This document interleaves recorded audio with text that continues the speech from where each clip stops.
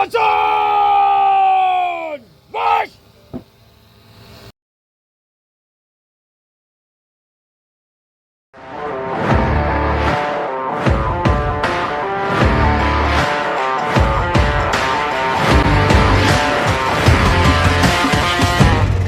بلوچستان میں دہشت گردوں کے ساتھ مقابلے میں شہید پاک فوج کے میجر بابر خان کی نماز جنازہ ادا.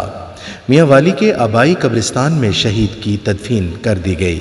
بلوچستان کے ضلع یوب کے علاقے سمبارہ میں دہشت گردوں کے خلاف انٹیلیجنس بیس آپریشن کے دوران شہید ہونے والے پاک فوج کے میجر بابر خان کی نماز جنازہ میاں والی میں ان کے آبائی قبرستان شہباز خیل میں ادا کی گئی.